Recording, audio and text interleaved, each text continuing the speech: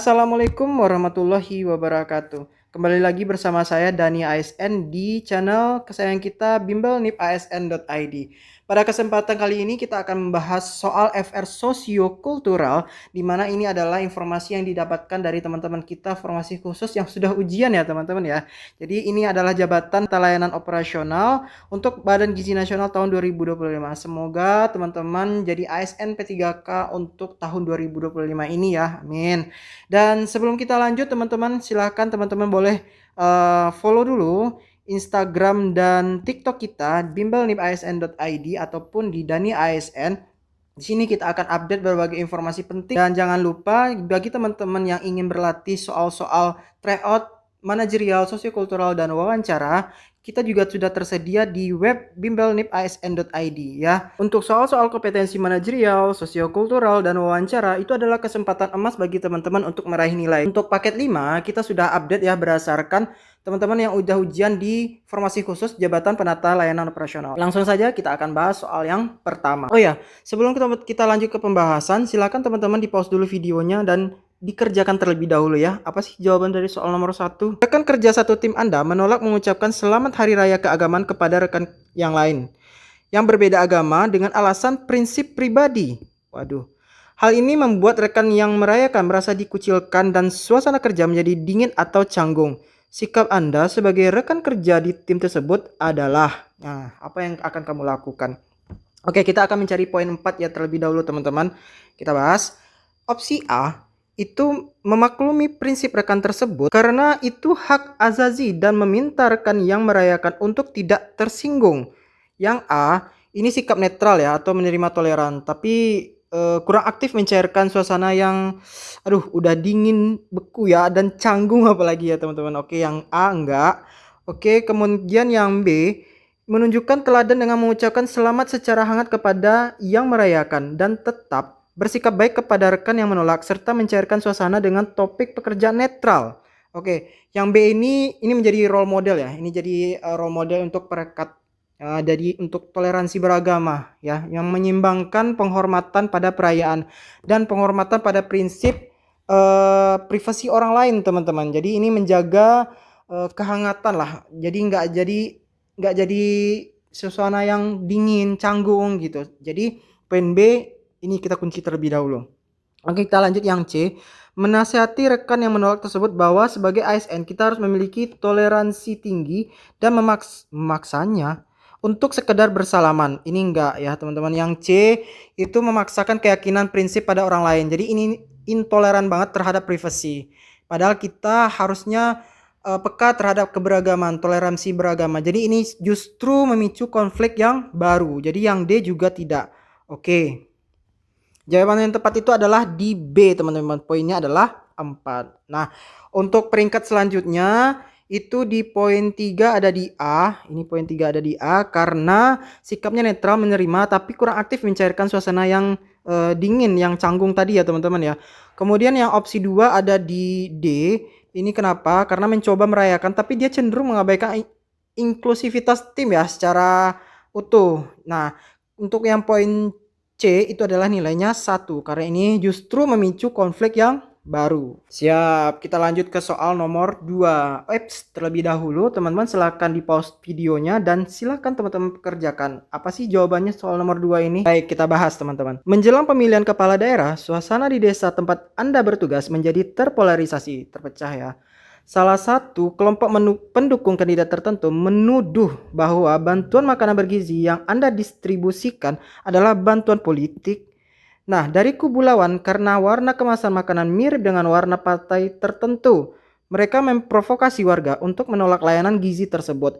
Tindakan Anda untuk menjaga persatuan dan kelancaran layanan adalah, oke, ini termasuk dalam kepekaan terhadap pentingnya persatuan ya, netralitas teman-teman. Kita bahas masing-masing opsi jawabannya. Yang A, mengabaikan tuduhan tersebut dan tetap fokus bekerja melayani siswa yang mau menerima saja.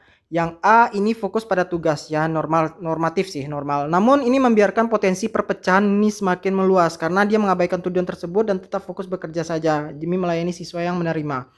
Kemudian yang A ini enggak. Yang B itu mengganti kemasan makanan dengan warna netral, putih atau bening dan menggandeng tokoh netral seperti pemuka agama untuk ikut serta dalam distribusi sebagai saksi netralitas. Yang B, ini tindakannya proaktif, menghilangkan simbol pemicu konflik warna dan merangkul pihak ketiga untuk melegitimasi lah untuk netralitas. Mungkin ada jawaban lain, jadi kita kunci dulu yang B. Ini jawabannya ya, yang B kita kunci dulu. Kemudian yang C kita lihat dulu. Membuat klarifikasi resmi di media sosial Badan Gizi Nasional adalah lembaga non-politis dan meminta warga tidak termakan hoax. Yang C ini responsif ini memberikan klarifikasi toleran ya. Tapi media sosial mungkin tidak efektif meredam isu di tingkat desa loh gitu loh. Maksudnya kalau misalkan kita menggunakan media sosial ini mungkin tidak efektif ya untuk meredam isu yang di tingkatnya desa teman-teman seperti itu. Jadi jawaban yang C juga enggak. Oke, kita coba cek jawaban yang D apakah juga mungkin poin 4. D, melaporkan provokator tersebut kepada pihak berwajib karena telah menghalangi program strategis nasional. D ini pendekatannya konflik. Ini justru bisa memperburuk citra lembaga di mata warga lokal teman-teman. Jadi enggak juga yang D. Benar yang B adalah poinnya 4. Kemudian kita peringkatkan yang poin 3 ada di C teman-teman. Kenapa di C? Karena ini dia responsif memberikan klarifikasi, tapi media sosial mungkin tidak efektif ya, seperti saya bilang di tingkat desa kita menggunakan kita menggunakan media sosial utama Badan Gizi Nasional. Jadi ini sangat nggak efektif teman-teman seperti itu. Lanjut poin nomor 2 itu ada di opsi A. Opsi 2 mengabaikan tunda tersebut dan tetap fokus bekerja melayani siswa yang mau menerima saja. Poin 2 ini fokus tugas normatif tapi dia memberikan potensi perpecahan itu semakin meluas. Poin 1 ada di D itu malah ini memperburuk citra lembaga di mata warga lokal. Ini poinnya 1. Oke, ini soal nomor 2. Kita lanjut ke soal nomor 3. Oh ya teman-teman, jangan lupa diaktifkan loncengnya biar kamu nggak ketinggalan notifikasi dari channel ini jika kami membuat video terbaru. Seperti biasa, jangan lupa untuk di pause terlebih dahulu videonya, silahkan dikerjakan. Apa sih jawaban dari soal nomor 3 ini? Anda ditugaskan di daerah perbatasan memiliki sentimen kedaerahan tinggi. Masyarakat setempat menuntut agar seluruh bahan baku makanan dibeli dari petani lokal dengan harga yang lebih tinggi dari anggaran pusat. Jika tidak dituruti, mereka mengancam akan memblokir akses jalan distribusi. Langkah Anda dalam menegosiasi konflik ini adalah ini kemampuan berhubungan sosial ya. Jadi negosiasi dan mediasi adalah aspek dalam kompetensi sosiokultural teman-teman. Baik, kita cek masing-masing opsi. Kita mencari poin 4 dulu ya teman-teman. Baik, kita cek opsi jawaban dan kita akan mencari poin 4 di mana sih? A. Menyetujui tuntutan warga sepenuhnya demi keamanan meski harus memotong porsi makanan siswa untuk menutupi selisih anggaran. Poin A ini komprominya mengorbankan kualitas layanan ya. Ini korupsi teman-teman. Ini korupsi dalam tipikal standar ya demi kedamaian yang sementara teman-teman. Jadi enggak jawabannya nomor yang opsi A. B. Melakukan pendekatan kepada tokoh masyarakat menjelaskan pagu anggaran negara secara transparan dan menawarkan kompromi untuk menyerap sebagian hasil tani lokal sesuai standar harga yang wajar. Poin B, ini solusi yang persuasif. Ini transparan ya teman-teman ya. Dan ini win-win solution tanpa melanggar aturan negara. Oke, yang B kita kunci dulu jawabannya. Kita cek opsi yang lain apakah masih ada kemungkinan jawaban poin 4. C. Meminta bantuan aparat keamanan untuk mengawal distribusi bahan makanan dari luar daerah agar program tetap berjalan. Yang C itu menegakkan aturan negara, pentingnya persatuan ya. Namun pendekatan keamanan ini kayak security approach ya. Ini sangat berisiko panjang. Jadi C enggak juga. Yang D melaporkan ke pusat bahwa daerah tersebut tidak kondusif dan menyarankan penghentian sementara layanan gizi. Opsi D ini putus asa banget. Dia melepaskan tanggung jawab yang pelayanan ini kalau bahasa kerennya apatis teman-teman. Jadi poin opsi D itu enggak. Nah, jadi poin 4 ada di B.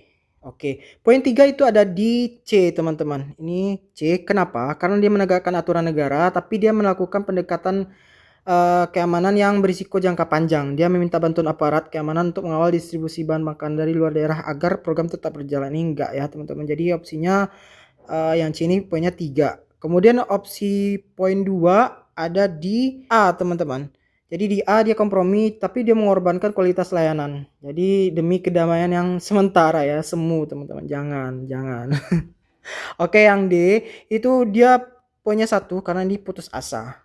Dia melaporkan ke pusat bahwa daerah tersebut tidak kondusif. Udah dah.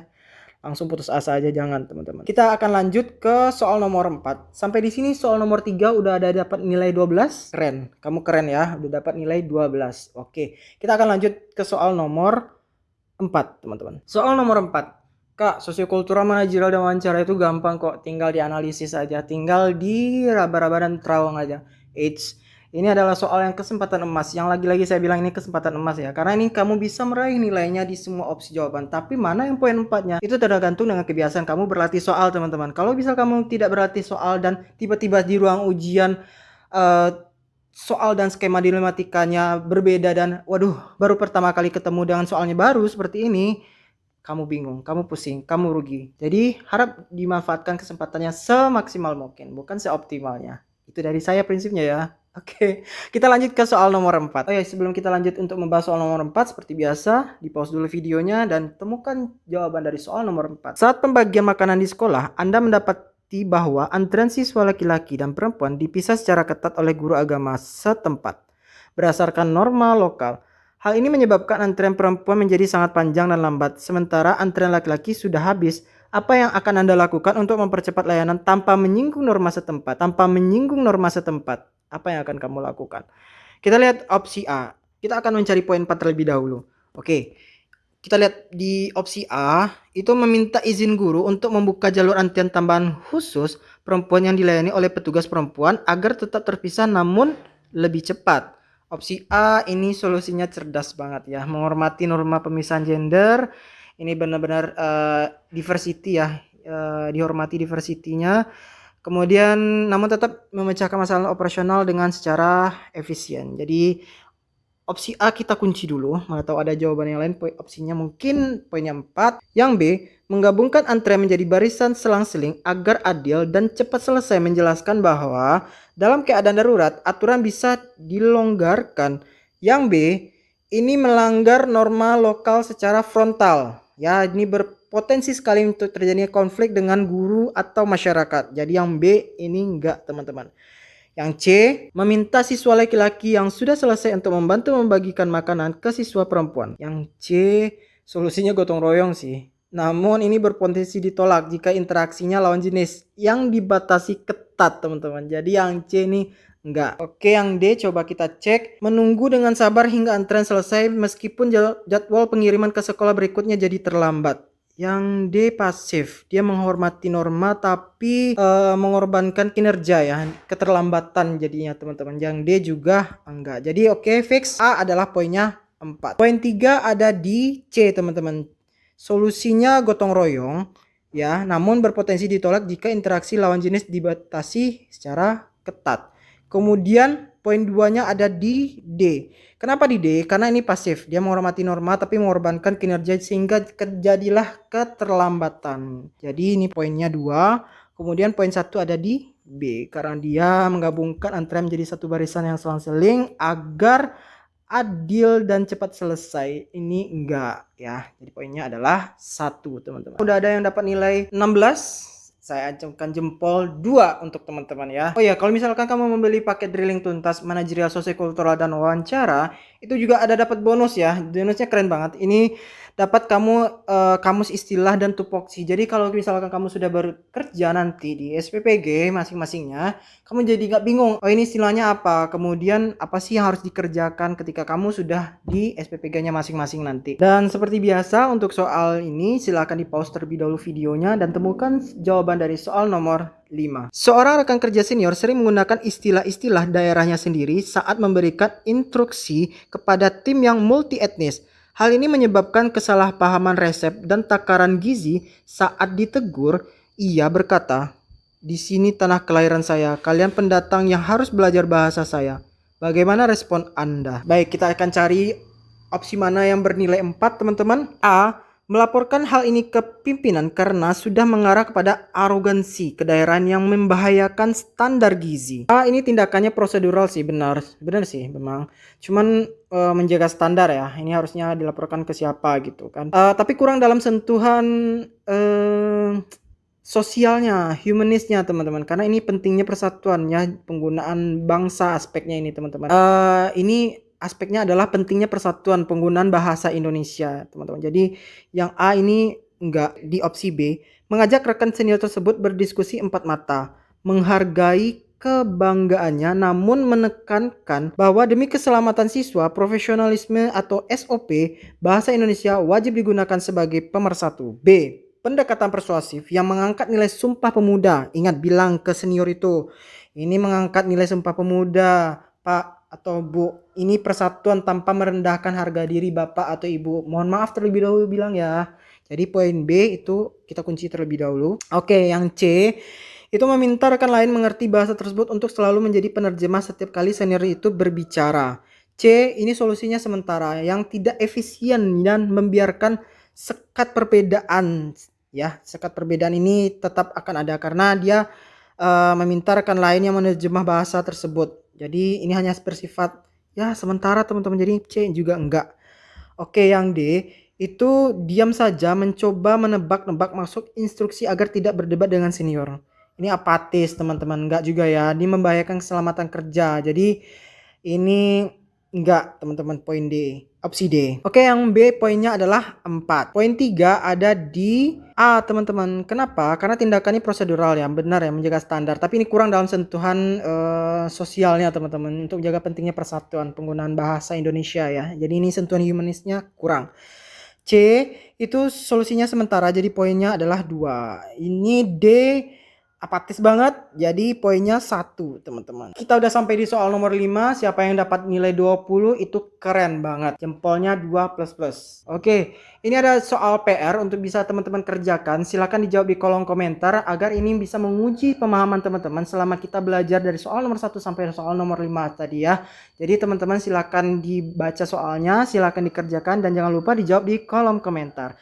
Ingat, lebih baik mengerjakan daripada tidak mengerjakan, karena ketika kamu mengerjakan kamu akan ingat ini salah ya, atau ini udah benar ya yang saya kerjakan. Dan soal ini sudah mengikuti skema atau dilematika soal-soal yang sebelumnya teman-teman. Silakan diakses bimbelnipisn.id. Di sini kamu akan berlatih soal agar kamu tidak canggung di medan perperangan. Maksudnya di CAT sesungguhnya ya. Pemenang tidak selalu yang pintar, tapi yang duluan tahu. Like dan subscribe video ini jika bermanfaat di kamu.